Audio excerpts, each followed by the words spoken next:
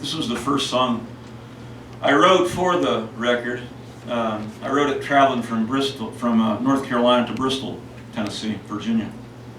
Of course, all you music people, you know, Bristol was, you know, it's where Ralph Peer recorded Jimmy Rogers and the Carter Family and started the whole, you know, big bang of country music. So it's a mythical place. Whenever you drive in there, you feel different. You know, it's just a cool place to visit.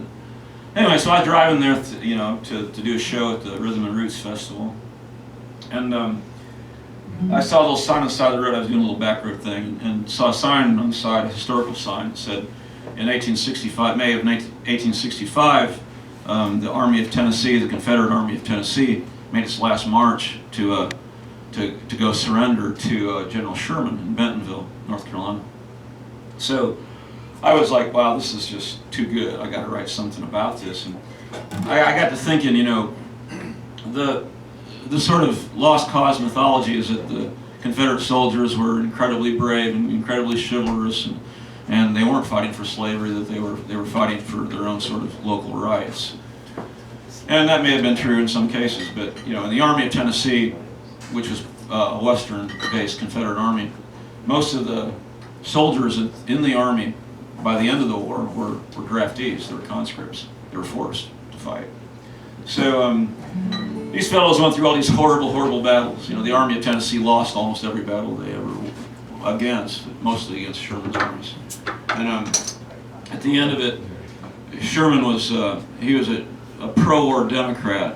That meant he was in favor of keeping the Union intact, but not really all that concerned about slavery or the plight of the freemen. So he just sort of paroled these soldiers immediately. They didn't even put them in a prison camp and just turn them loose. They did take their weapons, of course. But they were all in Bentonville, North Carolina, and so they had to essentially walk home. And a lot of them were barefoot. They had no clothes. Some were wounded. You know, they didn't have any money, of course. And so they had to make this long walk home. And I thought that was so evocative how those fellows were. I could just see them. You know, I could see them on the side of that road. You know, walking back to Tennessee. And so I decided to write sort of a song based around that sort of image. You know, so this is called "I'm Walking Home."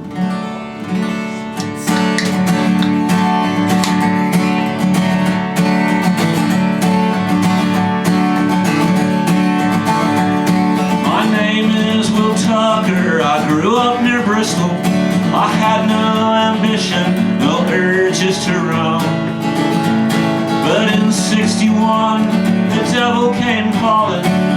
War clouds rolled in and they darkened our home. It was late '62. It was fall in the mountains. I had just turned 16. I was out picking corn.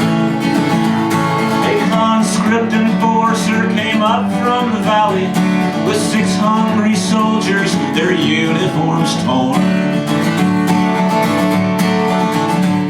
He said, "You are drafted for Confederate service. You'll join the Army of Tennessee." They loaded us in to a shoddy old freight car to fight for a cause that I just couldn't see.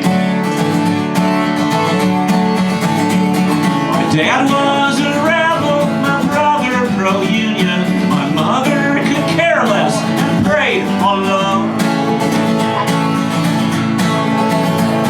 My God, I admit it's a long way to Bristol. This musket is heavy if I'm walking home. From dark Chickamauga to Kennesaw Mountain, and yes, I was there when Atlanta it fell.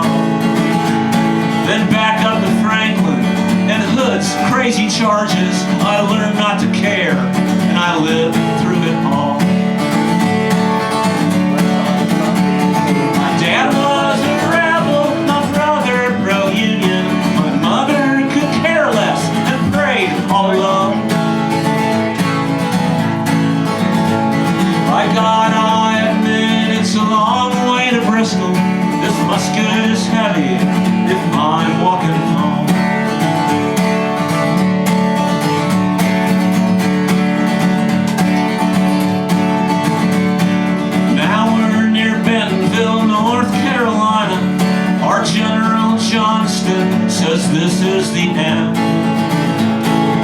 Must have met with Sherman, and they signed some papers, a cold, cautious handshake, and now they are friends.